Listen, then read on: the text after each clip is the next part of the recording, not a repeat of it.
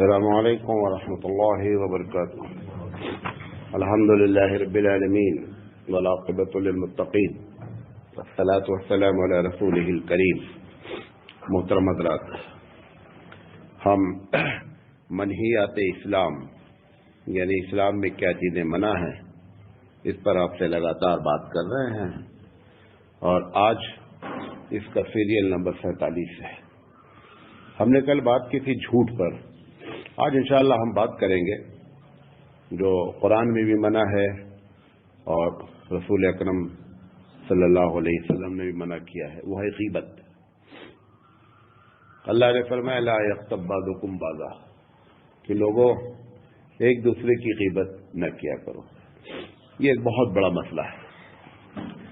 غیبت ایک بہت بڑا مسئلہ ہے اور گناہ کے لحاظ سے بہت سنگین گناہ ہے. غیبت کسے کہتے ہیں؟ اللہ کے رسول صلی اللہ علیہ وسلم نے خود اس کی جو ہے وہ ڈیفینیشن، اس کی تعریف خود فرمائی. آپ نے فرمایا کہ ذکر کا اخا کا بما یکرہ، کہ اپنے بھائی کا ایسی محفل میں ذکر کیا جائے جہاں وہ موجود نہ ہو، اور ایسی چیز کو ذکر کیا جائے کہ اگر اس کے سامنے ذکر کیا جائے تو وہ ناپسند کرے. اس کو غیبت کہتے ہیں. مثال کے طور پر ایک آدمی کے اندر ایک برائی پائی جاتی ہے. صحابی نے پوچھا کہ اللہ رسول میں جو بات کہہ رہا ہوں وہ اس کے اندر بات پائی جاتی ہے، تو اگر میں اس کا ذکر کروں تو حضور نے کہا اسی کو ذکر کرنے کا نام تو غیبت ہے. مطلب ایک آدمی چور ہے مثال کے طور پر، اب وہ ایک مرتبہ اس نے محلے میں چوری کی ہے معلوم ہے لوگوں کو. اب آپ نے دوسری محفل میں جا کر کے اس کے بارے میں کہا حالانکہ وہ چور ہے، تو حضور نے فرمایا کہ اسی بات کا ذکر کرنے کا نام غیبت ہے.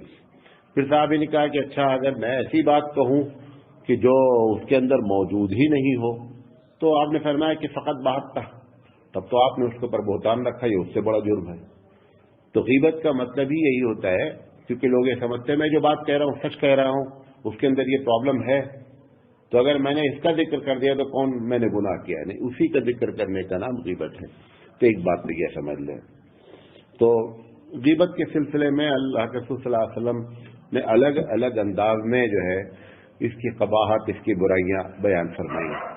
اچھا، ایک بات اور بھی ہے کہ غیبت کرنا جیسے گناہ ہے ویسے ہی غیبت سننا بھی گناہ ہے.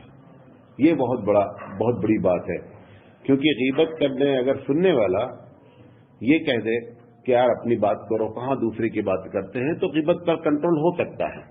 لیکن ہوتا یہ ہے کہ سننے والا کیا کرتا ہے، جب وہ ایک بات کہتا ہے تو اس کے بعد کیا ہوا یہ اس سے پوچھتا ہے.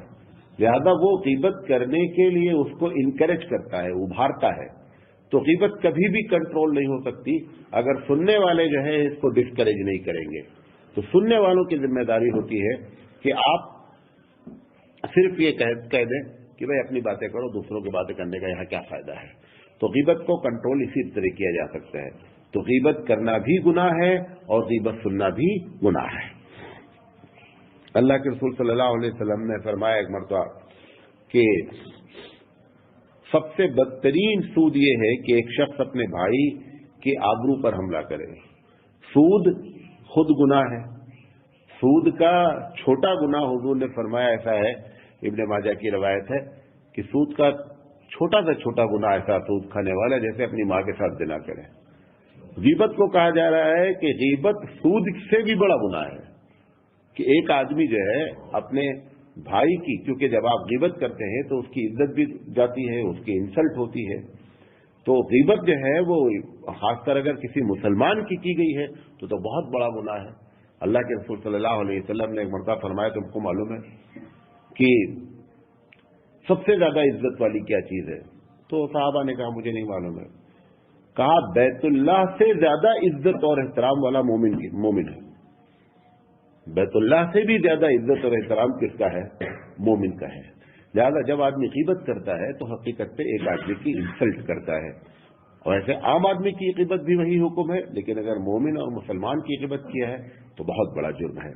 نبی کریم صلی اللہ علیہ وسلم قرآن مجید نے جو ذکر کیا ہے اس کے گناہ کو، اس نے یہ کہا ہے کہ ایحب احدکم ان یاکل لحم اخیہ میتا، کہ کیا تم اس بات کو پسند کرتے ہو کہ اپنے مرے ہوئے بھائی کا گوشت کھاؤ؟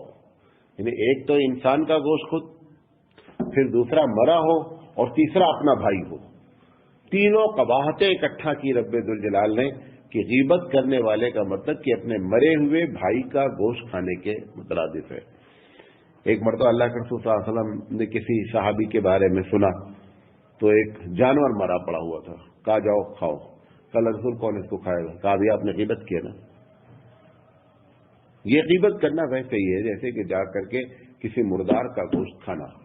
تو لہذا غیبت کی معراج کا واقعہ ہے، ابو داؤد شریف کی روایت ہے کہ اللہ کے رسول صلی اللہ علیہ وسلم نے معراج میں مختلف قسم کے گناہوں کا ڈیمو پروردگار عالم نے دکھلایا. یعنی گناہ کس کس گناہ کی کیا کیا سزا قیامت کے قائم ہونے کے بعد دی جائے گی، وہ معراج میں نبی کریم صلی اللہ علیہ وسلم کو شو کی گئی. جیسے آپ نے دیکھا ہے کہ بلڈنگ بنی نہیں رہتی اور اس کے سامنے اس بلڈنگ کا پورا نقشہ رہتا ہے، حتیٰ کہ پارکنگ بھی بنی رہتی ہے اور لوگ بھی ٹہلتے رہتے ہیں. وہ اس کا ڈیمو ہے کہ آنے والے دن میں اس کی ڈیزائن کیا ہوگی، ایسے ہی ہوگی. ایسے ہی رسول اکرم صلی اللہ علیہ وسلم جب معراج پر گئے تو جہنم کا ڈیمو کرایا گیا نبی کریم صلی اللہ علیہ وسلم کو کہ ان سزاؤں کو، ان گناہوں کی یہ سزائیں یہاں ملیں گی. تو اس میں سے اس کی سزا دکھلائی گی غیبت کی. تو اللہ کے رسول ایک الگ الگ 2-3 جگہ الگ الگ روایتیں ہیں.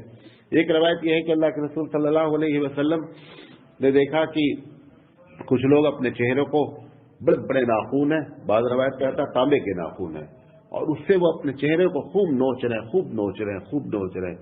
تو جبریل امین سے پوچھا گیا کہ یہ کون لوگ ہیں؟ تو جبریل امین نے کہا کہ وہ لوگ ہیں جو لوگوں کی عزتوں سے کھیلتے تھے اور غیبت کرتے تھے. یہ وہ لوگ ہیں. لہذا غیبت جو ہے ایک بہت بڑا گناہ ہے، اس سے بچنے کی بات ہے. غیبت کے سلسلے میں ایک بات اور بتا دیں، آ گئی ہے تو، کہ کچھ ایسی صورتحال ہو جاتی ہے کہ دیکھنے میں غیبت ہوتی ہے لیکن غیبت کا کرنا جائز ہو جاتا ہے. کچھ ایسی سچویشن دیکھیں، اسلام ہر مسئلے کا حل ہے. اگر کمپلیٹ کہہ دے کہ صاحب ہر غیبت گناہ ہے تو زندگی کیا ہو جائے گی، دشوار ہو جائے گی. تو یہ 5-6 ایسی جگہیں ہیں کہ جہاں پر غیبت کرنا کیا ہو جاتا ہے، جائز ہو جاتا ہے. کیونکہ یہ بات آئی ہے جب سے ہمارا ٹاپک نہیں، لیکن ہم بیان کر دیتے ہیں. سب سے پہلی چیز یہ ہے کہ ایک آدمی ظلم سے بچنے کے لیے کسی آدمی سے جا کر کے ظالم کی غیبت کرتا ہے.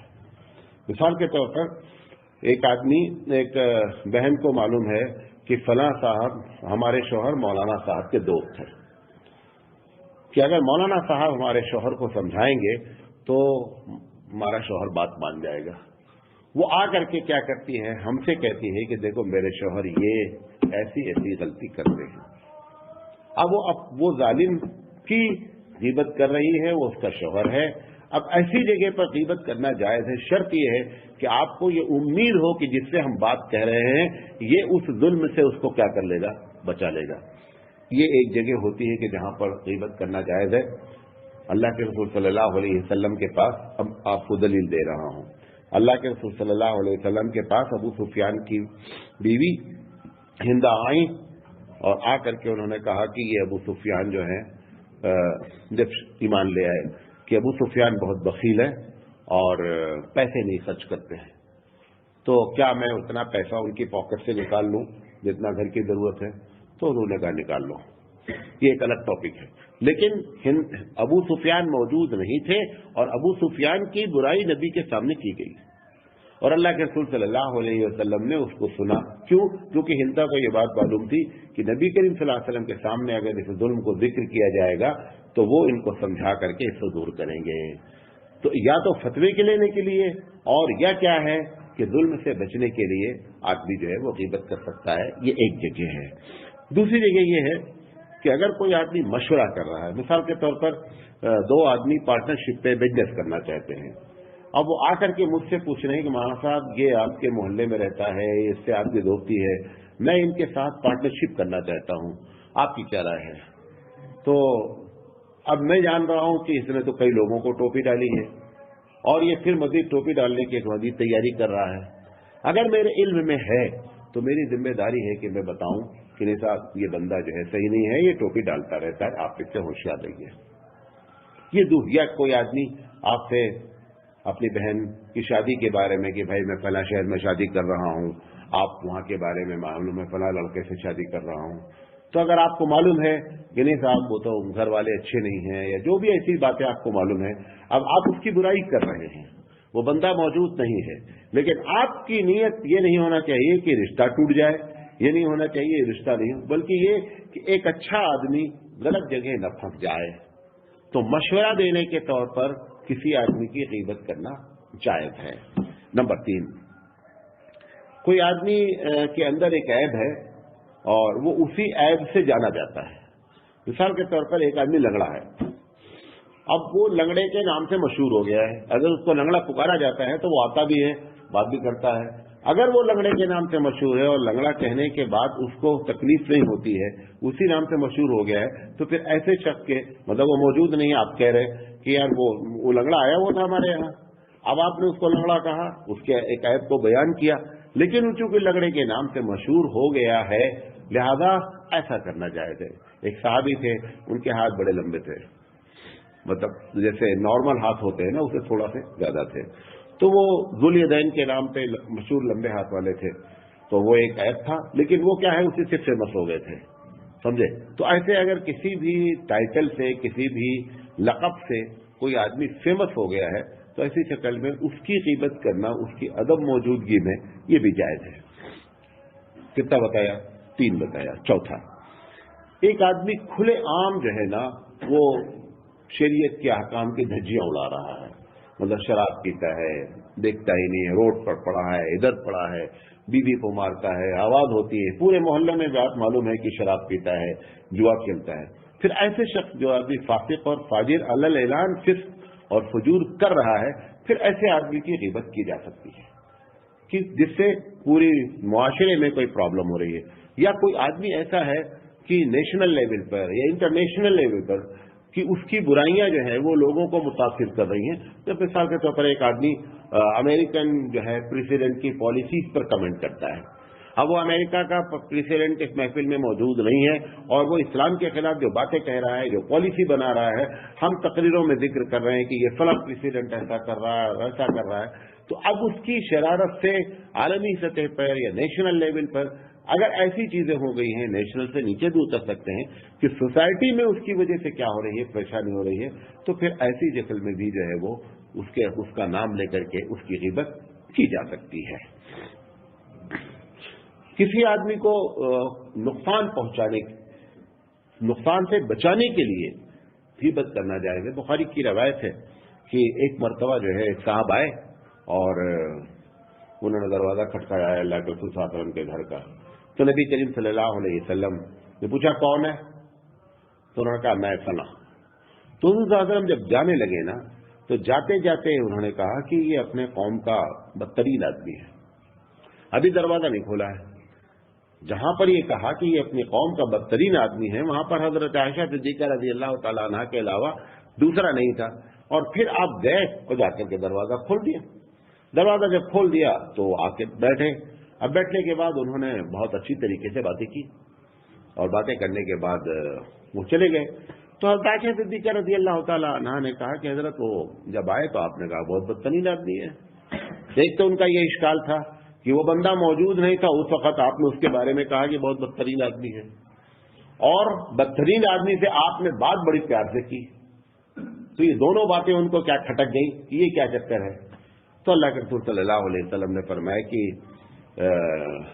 بعض لوگ ایسے ہوتے ہیں، ایسا ہمارے ساتھ بھی ڈیلی ہوتا رہتا ہے کہ آپ کو معلوم ہے کہ ایک آدمی شہر کا بدماش آدمی ہے، وہ ہم اگر اکیلے میں ہوں تو اس کے بارے میں بہت کچھ بولیں گے، بڑا غنڈہ قسم کا ہے، بہت بدماش ہے، لیکن جب وہ آ کر کے ہمارے پاس بیٹھتا ہے تو آپ اس سے بڑی شرافت سے بات کرتے ہیں۔ کیوں؟ کیونکہ آپ اس کی غنڈہ گردی سے پریشان ہیں کہ اگر میں اس سے برے ٹون میں بات کروں گا تو یہ اور ستائے گا۔ تو یہ ہمارا جو احترام ہے نا، یہ احترام اس وجہ سے نہیں ہے کہ وہ اچھا آدمی ہے، بلکہ اس کے ڈر سے اس کا احترام ہے۔ حضور اکرم صلی اللہ علیہ وسلم نے فرمایا کہ بدترین وہ شخص ہے کہ کسی کے خوف سے کسی کا ریسپیکٹ کیا جائے، کسی کے ڈر سے کسی آدمی کا ریسپیکٹ کیا جائے، یہ بدترین شخص ہوتا ہے۔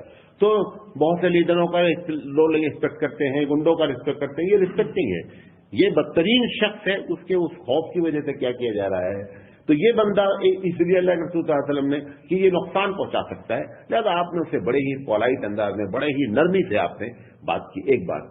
دوسری چیز، حضرت عائشہ صدیقہ رضی اللہ تعالی عنہا کے سامنے ذکر کر کے یہ بتانا چاہا کہ اگر خدا نخواستہ میں نہ رہوں اور یہ آ جائے تو آپ دروازہ نہیں کھولیں، آپ اندر نہیں لیں ان کو. کیوں؟ اگر جیسے ہمیں بیٹھ کر بات تو کرنا ہے، کیونکہ اس سے شرط ہے کہ اسلام اور مسلمان کو نقصان پہنچائے گا، تو میری بات کا انداز دیکھ کر کے یہ نہ سمجھا جائے کہ یہ آدمی بہت اچھا ہے. بات سمجھے میری؟ تو اس لیے جو ہے یہ بات بھی ان کے سامنے بتا دی گئی کہ ویسا قل اشیرہ، یہ اپنی قوم کا بدترین شخص ہے. لہذا ایسی جگہ پر بھی کیا کی جا سکتی ہے؟ غیبت کی جا سکتی ہے. یہ 5 جگہ ہے. بہت لوگوں نے ایک 6ٹھی جگہ اور بھی لکھی ہے کہ کسی کی جان بچانے کے لیے غیبت کی جا سکتی ہے. مثال کے طور پر ایک آدمی پلاننگ کر رہا ہے کہ فلاں کا مرڈر کرنا ہے، اور آپ کے علم میں بات آ گئی کہ یہ پلاننگ کر رہا ہے. اب آپ نے جا کر کے اس آدمی سے بتا دیا جس کے لیے پلان کیا جا رہا ہے کہ صاحب آپ کے لیے بہت آدمی خطرناک ہے اور آپ اپنا دل سے چوٹی صحیح رکھیں کیونکہ یہ آپ کی جان کا خطرہ ہے. تو اگر کسی کی جان کا خطرہ ہے تو پھر ایسی شکل میں بھی کیا ہے کہ اس شخص کی برائی کی جا سکتی ہے تاکہ ایک دوسرے بندے کی جان بچ جائے. تو اس طریقے سے جو ہے نا یہ 5-6 وہ جگہ ہوتی ہیں کہ جہاں پر غیبت مجبوری درجے میں اسلام نے اس کو جائز قرار دے رکھا ہے، ورنہ جو ہے وہ کیا ہو جائے گی، لائف ٹائٹ ہو جائے گی، تنگ ہو جائے گی. اس لیے اسلام نے اس کی اجازت دی ہے. بہرحال دوسری چیز جو ہے غیبت کے علاوہ جو آج بات کرنا چاہتے ہیں، اللہ کے رسول صلی اللہ علیہ وسلم فرمایا کہ یہ جو کمنٹ کرتے ہیں، تانا جو دیتے ہیں، تند و تان، آپ نے فرمایا لیس المؤمن بالتان، مومن تو تانا دینے والا نہیں ہوتا ہے. یہ ایک آدمی کو آپ مار دیں 2-4 جھاپڑ وہ ٹھیک ہے، لیکن یہ جو کمنٹ بازی ہوتی ہے نا، خاص کر گھروں میں عورتیں جو آپس میں کرتی رہتی ہیں، دیورانی جیٹھانی ایک ساتھ رہتی ہیں، جملے بازی بولتی رہتی ہے، ساس بہو ایک ساتھ بولتی رہتی ہے، جملے بازی بولتی رہتی ہے، اس سے بہتر بٹھا کر آپ 2-4 جھاپڑ مان لیجئے، وہ تھوڑی دیر کا معاملہ ہے. لیکن یہ چلتے پھرتے جو جملے بازی ہو رہی ہے یہ بہت بری چیز ہے. کمنٹ جو ہے وہ کیونکہ اس سے کیا ہوتا ہے کہ زندگی میں کول وار شروع ہوتا ہے جو دیکھنے میں نہیں ہوتا، اور اندر اندر اندر پکتے پکتے پکتے وہ ایک بڑی دشمنی کی شکل کیا ہوتی ہے، اختیار کر جاتی ہے. لہذا یہ اس سے سخت منع کیا جا رہا ہے کہ مومن کی تو شان ہی نہیں ہے کہ وہ آپ کے کمنٹ کرتا رہے. بولی بولنا جسے آپ کہتے ہیں کہ بولی بولتا رہتا ہے، ادھر کی بولی، وہ ایک مطلب ہر جملے میں یا دن بھر میں 10-20 جملے جو ہے وہ گھروں میں ایسے بولے جاتے رہتے ہیں کہ جس سے کمنٹ ہوتا رہتا ہے. یہ بولی بولنے سے اللہ کے رسول صلی اللہ علیہ وسلم نے منع فرمایا ہے. اسی طریقے سے بدگمانی کرنا، اللہ کے رسول اللہ قرآن مجید میں فرمایا اللہ نے کہ نباذ الظن اسم، کہ بھئی سارے گمان تو نہیں، لیکن بعض گمان ایسے ہوتے ہیں کہ جو گناہ ہوتے ہیں. اب ایک آدمی کے بارے میں حضور نے فرمایا کہ گمان جو ہے نا اچھا رکھا جائے، کسی کے بارے میں اچھا گمان رکھا جائے. اور مثال کے طور پر ہمارے دروازے سے کوئی آدمی ایسا گزر رہا ہے جس سے ہماری نہیں بنتی ہے، اب وہ بیچارہ کچھ پڑھتے ہوئے گزر رہا، تسبیح پڑھ رہا ہے، اب میں کیا کروں، دیکھو جہاں سے دروازے سے گزرتا ہے تو بھی گالی دیتے ہوئے گزرتا ہے. اس کو ہم نے اس کے بارے میں بدگمانی اپنے دل میں بیٹھا رکھی ہے. جتنی آپ بدگمانی بیٹھالتے جائیں گے وہ اتنا کیا ہوتا جائے گا، سوسائٹی میں کرپشن بڑھتا چلا جائے گا. لہذا اچھا گمان رکھا جائے، ہر ایک کے بارے میں اچھا گمان رکھے تو اس سے کیا ہے کہ سوسائٹی میں محبت اور پیار بڑھے گا. لیکن یہ بھی نہیں کہنے کا مقصد ہے کہ اچھا گمان کا مطلب یہ ہے کہ ایک چیز آپ سراسر دیکھ رہے ہیں کہ یہاں سے دھواں نکل رہا ہے اور گمان رکھیں کہ صاحب کوئی بہت اچھا پروگرام ہونے جا رہا ہے، یہ مطلب بھی نہیں ہے. یہ بھی مومن کی شان نہیں ہے. ایک چیز آپ محسوس کر رہے ہیں